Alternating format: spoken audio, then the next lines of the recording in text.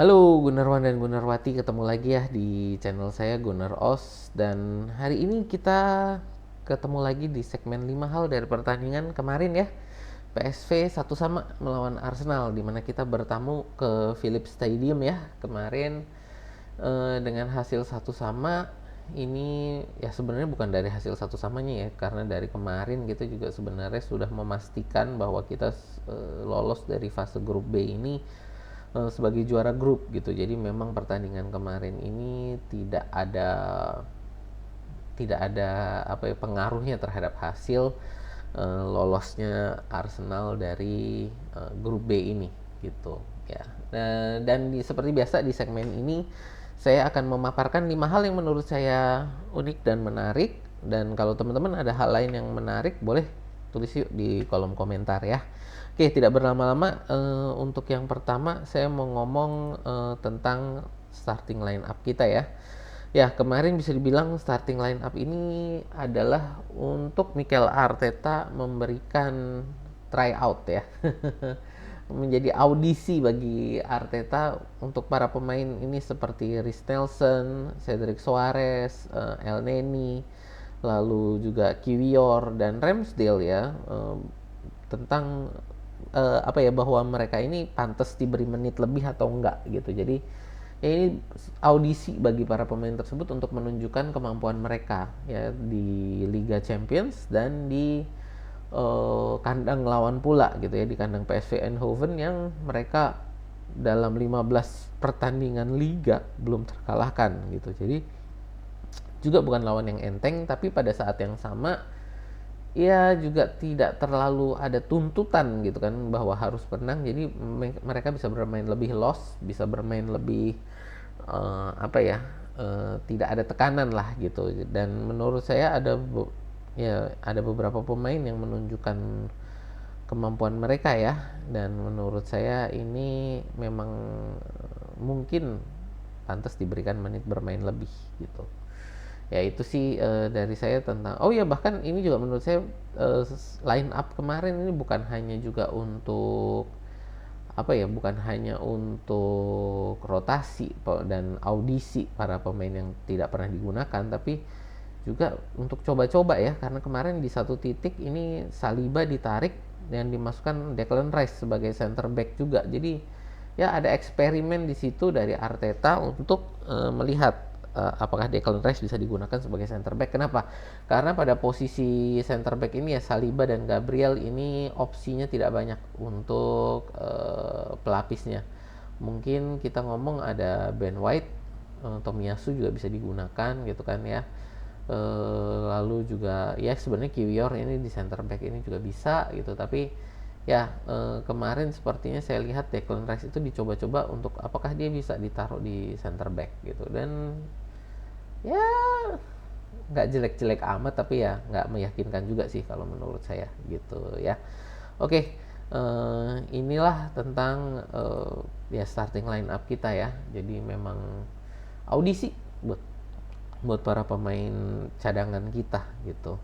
Yang cuman menurut saya agak disayangkan kan kemarin para pemain akademi tidak diberikan kesempatan, tapi itu nanti ya kita bicarakan berikutnya. Nah, ini untuk selanjutnya saya mau ngomong tentang ya ini pemain yang menjadi gorengan media ya di Arsenal, ini menjadi gorengan media ya. Ini adalah Aaron Ramsdale ya. Dan dalam permainan kemarin menurut saya Ramsdale ya memang pantas diberi kesempatan, dan ya dia menunjukkan kemarin permainan dia cukup tenang ya. Tidak seperti dua permainan lain di mana dia diturunkan sebagai starter. Bisa dilihat bahwa dalam dua permainan sebelumnya dia dijadikan starter itu cukup gugup gitu ya, dan di kali ini dia menunjukkan ya ketenangan dia yang biasanya. Dan ya menurut saya dia kemarin juga melakukan beberapa save penting ya, seperti bisa dilihat di statistiknya. Dia ada melakukan satu diving save dan ada penyelamatan di dalam kotak penalti itu ada dua ya, dan itu yang dua ini berturut-turut gitu ya penyelamatannya. Jadi menurut saya dia kemarin permainannya cukup cukup rapih ya gitu. dan kebobolan itu 1 gol itu menurut saya kemarin juga bukan kesalahan dia, tapi lebih ke midfield ya. Kemarin siapa sih, saya lupa itu kemarin, antara El Neni atau Jorginho ya, bolanya kerebut dan counter attack yang cepat, dan tendangan dari Vertessen itu kemarin juga sangat bagus ya. Jadi memang bagi kiper manapun tentu akan sangat sulit untuk menyelamatkan tendangan kemarin gitu ya. Jadi kalau menurut saya juga gol kemarin itu tidak bisa disalahkan ke Ramsdale. Dan ya, dari saya kemarin dia permainannya cukup tenang, dan harapan saya ya, harapan untuk akhir musim inilah, dan mungkin awal musim depan gitu kan, Ramsdale menurut saya kalau bisa bertahanlah di Arsenal dan coba untuk bertarung untuk mendapatkan posisi dia kembali gitu ya. Walaupun mungkin ya sudah agak telat kalau kita mau ngomong tentang Euro, tapi menurut saya Ramsdale harus bisa memperjuangkan posisi dia gitu ya. Oke, berikutnya kita ngomong tentang man of the match kita ya, dan menurut saya juga ini permainan dia kemarin cukup eksplosif gitu, dan menunjukkan bahwa dia memang pantas diberi waktu lebih ya. Ya, ini kita mau ngomong tentang Reiss Nelson ya. Reiss Nelson ini menurut saya kemarin dia menunjukkan bahwa dia ini pantas untuk bisa menjadi rotasinya Bukayo Saka. Karena menurut saya Saka itu beban permainannya terlalu banyak ya. Walaupun memang ini Saka sendiri kalau kita lihat dari wawancara-wawancaranya, Saka yang memang ingin terus bermain dan bermain dan bermain. Tapi menurut saya tidak ada salahnya beban permainan terhadap Saka ini sesekali dibagi dengan Reiss Nelson. Karena kemarin permainan dia menurut saya cukup impresif ya. Dia ada 1 assist dan ada 1 percobaan tendangan ke arah gawang yang on target ya, gitu ya. Dan dia menciptakan 2 peluang gitu kan. Juga ini dari permainannya, ini ya, ada sentuhan di kotak penalti lawan, ada 3 dribblesnya, ini ada 5 yang berhasil dari total 8 percobaan. Passingnya ke sepertiga lapangan lawan ada 3 gitu ya. Akurat crosses ada 1, akurat long ballsnya ada 1 ya. Ada 1 mengambil tendangan pojok, dan dispossess itu 1 ya, berhasil 1 kali berhasil direbut bolanya gitu ya. Ini kalau dari saya kemarin ya cukup bagus ya permainannya, dan dari segi defense juga dia memberikan kontribusi gitu. Dan dia juga kemarin permainannya ya sangat ya, apa ya, dari saya memang pantas lah untuk kalau berikutnya nanti dia diberi kesempatan untuk bisa turun bermain lebih banyak gitu ya. Jadi ya saya harap juga Nelson kedepannya juga lebih berkembang, karena dia kan musim lalu diberi penghargaan sebagai game changer of the season gitu ya. Jadi dia berhasil mendapatkan game changer of the season. Ya musim ini saya harap juga tadi ya, terutama untuk rotasi. Semoga diberikan waktu lebih lah oleh Arteta untuk mengurangi beban permainan Saka supaya nggak rawan cedera Saka ke depannya gitu ya. Semoga itu diperhatikan juga oleh Arteta. Berikutnya kita juga mau ngomong untuk penyerang kita ya, yang kemarin mencetak gol gitu kan. Mencetak gol ini Eddie Nketiah ya. Kemarin dia permainan perdana dia di Champions League, pertandingan Champions League perdana dia, dan sebagai starter ya, dan dia kemarin berhasil mencetak gol pertamanya dia sebagai starter ya. Dan kita lihat kemarin permainan dia ya, kalau menurut saya masih standar Eddie Nketiah ya. secara pergerakan saya tidak ada keluhan lah. Cuman ya kalau dari saya, keluhan saya dari terhadap Nketiah ini kan masalah konsistensi. Ya, konsistensi dia untuk terlibat dalam mencetak gol setiap permainan. Jadi pada saat dia diturunkan ini kadang bisa main bagus, dan seringkali justru tidak memberikan dampak gitu. Jadi ya inilah menurut saya yang Nketiah harus perbaiki. Kenapa? Ini coba kita lihat dari total shots dia ya, dari 5 shots ini sebentar, mana attack-nya, block shots. Nah ini kan shot akurasinya dia dari 4 tendangan ke arah gawang hanya 2 yang on target, yang dimana 1 menjadi gol.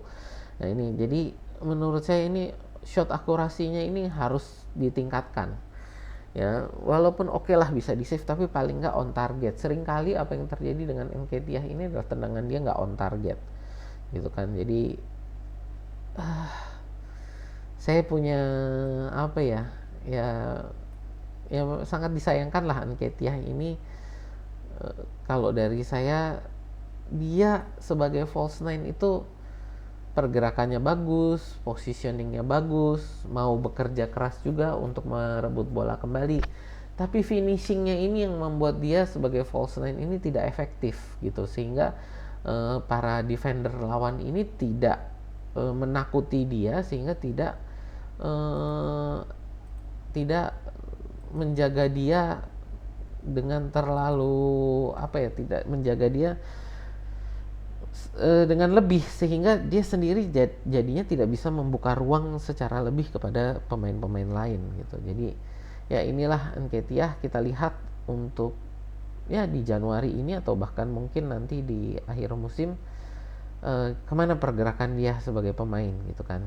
Kalau dari saya sih memang untuk saat ini Nketiah ini sangat perlu untuk di-upgrade gitu, tapi bukan menjadi prioritas sih kalau dari saya ya itu.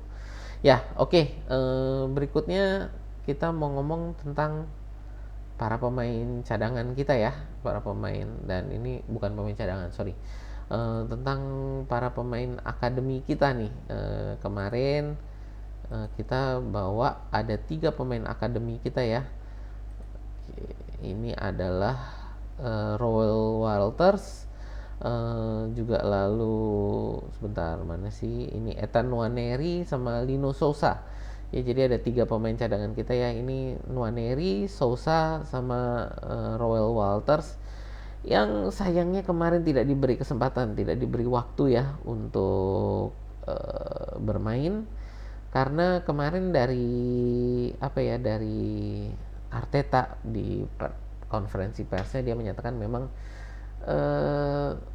dalam permainan kemarin tidak ada waktu yang tepat untuk menurunkan para pemain akademi ini. Jadi dia merasa bahwa kalau diturunkan justru mungkin akan berakibat buruk bagi para pemain ini. Jadi dia ngerasa bahwa belum tepat kemarin untuk diberikan waktu untuk turun. Tapi bahwa 3 pemain ini ya, Nwaneri, Sousa, dan Walters ini adalah harapan masa depan kita ya. Gimana ini Walters ini dia posisinya sebagai center back, lalu